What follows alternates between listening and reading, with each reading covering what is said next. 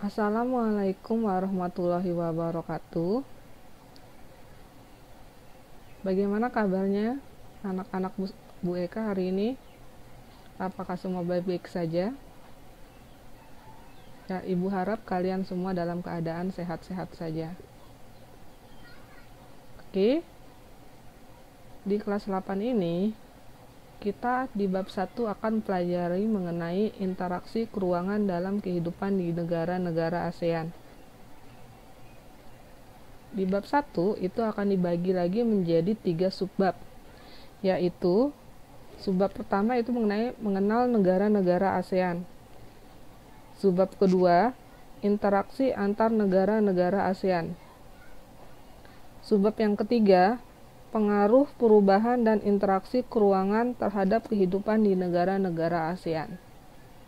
Khusus hari ini kita akan mempelajari mengenai sedikit sejarah asal mula negara ASEAN dan juga mengenai keadaan geografis negara ASEAN.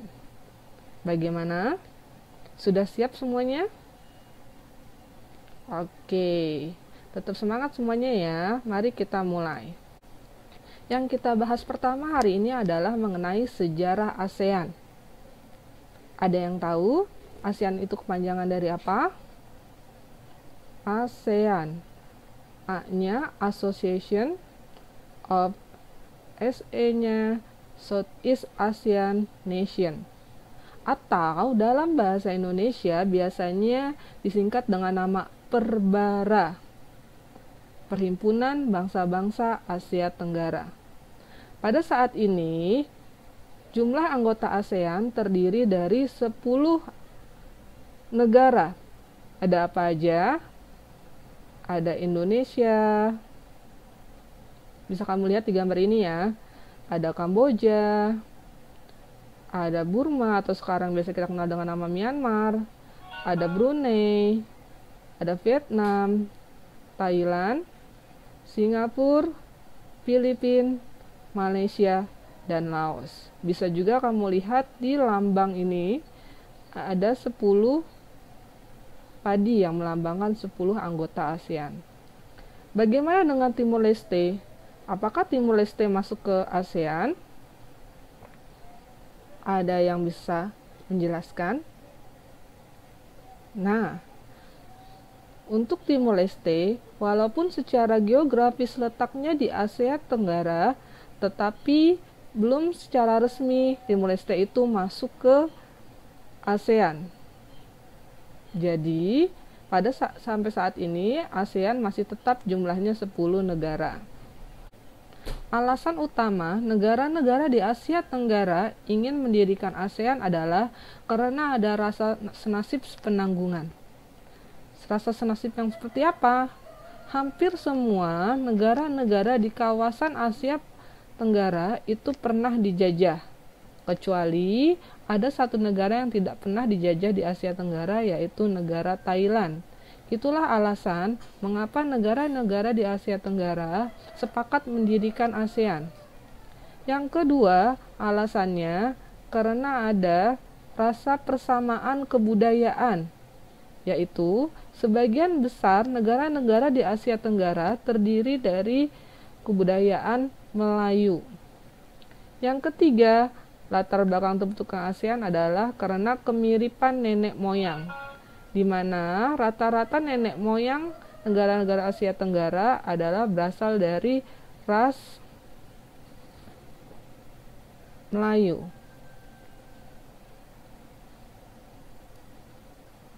Yang berikutnya adalah pendiri ASEAN. Seperti yang sudah dijelaskan sebelumnya, ASEAN pada saat ini terdiri dari 10 negara.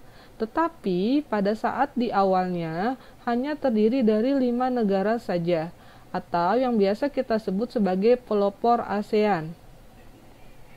Ada 5 negara yang menjadi pelopor ASEAN, yaitu Indonesia yang diwakili oleh Adam Malik, Malaysia oleh Tun Abdul Razak, Singapura oleh S. Rajaratnam, Thailand oleh Tanat Homan, dan Filipina oleh Narcisco Ramos. Mereka berlima sebagai pendiri ASEAN melakukan pertemuan di Bangkok pada tanggal 8 Agustus 1967 yang nanti akan menghasilkan Deklarasi Bangkok. Sepanjang perkembangan anggota ASEAN, jumlah anggotanya terus bertambah. Yang menjadi anggota ke-6 yaitu negara Brunei Darussalam yang bergabung sejak tanggal 7 Januari 1984.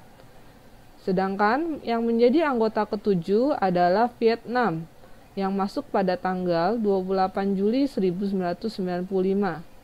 Sedangkan yang menjadi anggota ke-8 dan ke-9 adalah Myanmar dan Laos yang bergabung ke ASEAN pada tanggal 23 Juli 1997.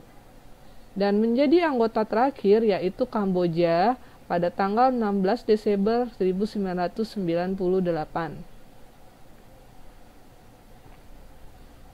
Maksud dan tujuan didirikan ASEAN. Nah, untuk maksud dan tujuan ASEAN yang paling utama, mereka itu bekerjasama di bidang ekonomi, sosial, dan budaya. Kemudian berkembang menjadi tujuan-tujuan lainnya, seperti yang bisa kamu lihat di bawah ini. Untuk perdamaian, untuk hukum, untuk ilmu pengetahuan, pendidikan, industri, transportasi, komunikasi, dan sama-sama untuk mempromosikan Asia Tenggara ke negara-negara lainnya. Berikutnya, struktur organisasi ASEAN dari yang paling tinggi yaitu KTT, Konferensi Tingkat Tinggi. Untuk KTT sendiri, biasanya yang mendatangi KTT itu adalah para pemimpin negara-negara yang ada di Asia Tenggara. Di bawah KTT ada Dewan Koordinasi ASEAN atau ASEAN Coordination Council, lalu Dewan Komunitas Ekonomi ASEAN, yang keempat badan-badan sektoral tingkat menteri, yang kelima Komite Wakil Tetap untuk ASEAN, lalu ada Sekretaris Jenderal ASEAN, Sekretariat Nasional ASEAN, ASEAN Human Rights Body, dan Yayasan ASEAN atau ASEAN Foundation. Ini adalah struktur organisasi ASEAN dari yang paling tinggi sampai yang paling rendah. Nah, tahukah kamu bahwa Sekretariat Jenderal ASEAN atau ini biasa disebut sebagai kantor utama ASEAN itu ada di Indonesia, yaitu di Jalan Sisingamaraja, Kebayoran Baru, Jakarta Selatan. Atau lebih spesifiknya lagi, ini di dekat daerah Blok M. Ada yang pernah ke sini atau pernah melewatinya? Kapan-kapan kita bisa main ke sini untuk mengetahui sejarah ASEAN. Nah, ini adalah nama-nama Sekretaris Jenderal ASEAN. Yang pertama itu berasal dari Indonesia, H.R. Darsono, yang menjabat sebagai Sekretariat Jenderal ASEAN. Lalu ada yang kedua orang Indonesia lagi, Umar Jadi Noto Wijoyo. Yang ketiga itu adalah orang Malaysia. Yang keempat Filipina, dan seterusnya. Coba kamu perhatikan peta ASEAN yang ada di sini. Pada peta ASEAN sini sudah ada nomor-nomornya. Apakah kalian bisa menebak?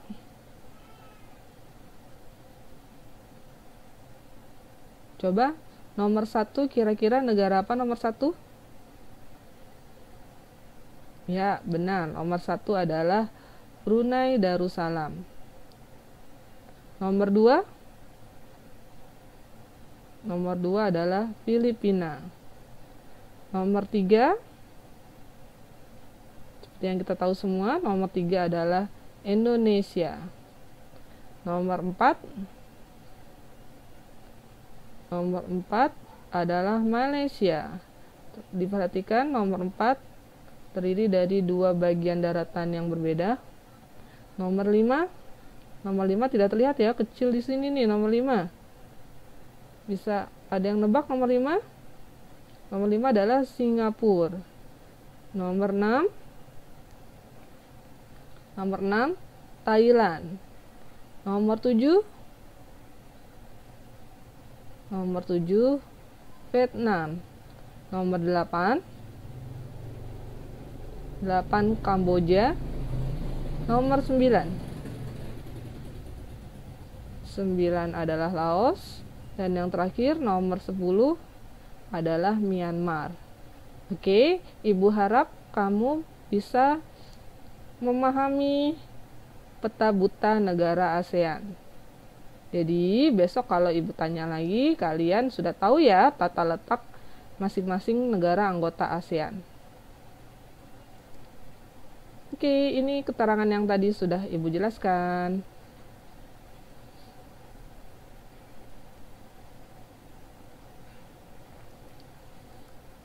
Berikutnya, wilayah alam negara ASEAN itu terdiri dari dua jenis, yaitu daratan utama benua Asia dan negara-negara kepulauan. Coba Ibu balikin kembali ke slide ini. Yang dimaksud dengan daratan benua Asia, negara apa saja? Perhatikan peta ini. Nah, bisa kamu lihat di sini.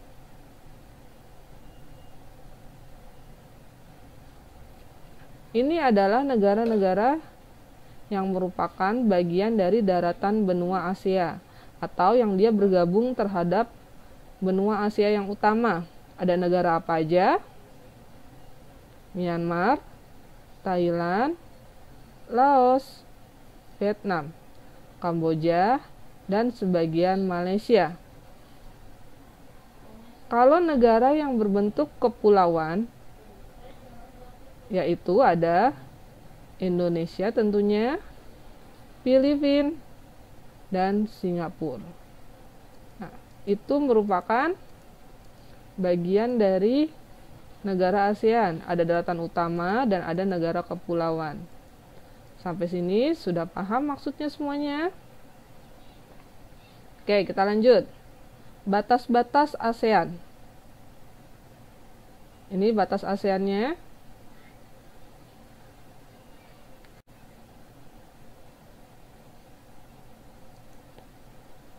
Oke, tadi kalian sudah lihat ya batas ASEAN. Untuk memudahkan kalian memahami ini, lebih baik kita lihat peta ini. Yang warna merah adalah negara ASEAN. Terlihat batas utara dari negara ASEAN ada apa aja? Cina dan Samudra Pasifik. Kalau timurnya ada Samudra Pasifik dan Papua Nugini. Sebelah selatannya ada apa? Coba dilihat. Ada Australia dan Selandia Baru. Lalu ada Samudra Hindia. Sebelah baratnya ada apa? Yang berbatasan langsung dengan Myanmar, yaitu ada India.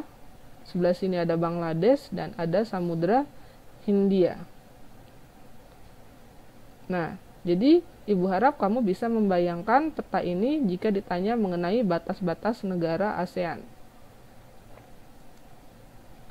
Selanjutnya kita akan membahas mengenai posisi geografis negara ASEAN. ASEAN itu terletak di posisi silang. Mengapa disebut posisi silang? Karena letaknya yang berada di antara Samudra Pasifik dengan Samudra Hindia, lalu yang letaknya di antara benua Asia dengan benua Australia. Seperti yang sudah kalian dipelajari di kelas 7, posisi silang ini pasti sangat menguntungkan negara-negara ASEAN. Lalu kita lihat ciri-ciri negara ASEAN berdasarkan bentuk geografisnya. Jadi dibagi menjadi compact, fragmented, elongate, protruded. Jadi dibagi menjadi 4. Compact. Bentuk geografis compact itu disebutkan untuk negara-negara yang bentuknya seperti lingkaran. Contohnya adalah Kamboja. Kalau fragment itu untuk negara-negara yang berbentuk kepulauan terpisah-pisah. Di sini contohnya yaitu Indonesia. Selain Indonesia ada apa lagi? Ya betul, ada Filipina, itu masuk juga ke fragment. Lalu, kalau untuk elongate, itu adalah negara yang bentuknya memanjang. Lihat di sini contohnya gambarnya. Nah, di sini contohnya adalah Vietnam yang bentuknya memanjang. Lalu, protruded, ini untuk negara-negara yang bentuknya lebih kompleks dan beragam. Jadi, bentuknya tidak bisa dikatakan memanjang, memisah, atau bentuknya seperti lingkaran. Yang masuk ke dalam negara protruded adalah Thailand dan Myanmar, karena bentuknya memanjang seperti tangan. Oke, Ibu ulangi lagi. Cara mudah mengingatnya, compact artinya lingkaran, contohnya adalah Kamboja. Kalau fragment artinya terpisah-pisah, ini adalah untuk negara-negara kepulauan seperti Indonesia dan Filipina. Kemudian elongate ini untuk negara yang bentuknya memanjang. Contohnya di sini seperti Vietnam. Kalau protruded ini untuk negara-negara yang bentuknya kompleks atau beragam. Bisa diberi contoh yaitu Myanmar dan Thailand. Nah, untuk bagian iklim, ini bisa kamu kerjakan dan bisa kamu lihat di buku Dignas halaman 5 dan 6. Kamu bisa menggunakan internet, atlas, atau media lainnya.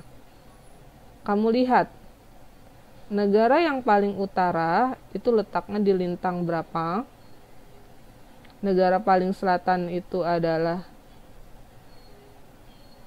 di lintang berapa dan negara apa. Lalu yang letaknya paling barat, bujur berapa dan negara apa, dan letaknya paling timur adalah negara apa dan berapa bujur timur. Kalau sudah kamu temukan ini, lalu kamu tarik kesimpulan. Berarti ASEAN terletak di garis lintang dan garis bujur berapa. Jika sudah, kamu lihat lagi di halaman 6. Sama seperti sebelumnya, untuk menjawab ini kamu bisa menggunakan internet, atlas, atau media lainnya. Jadi di sini kamu sebutkan dulu 10 negara yang ada di ASEAN. Lalu letak bujurnya berapa, letak lintangnya berapa.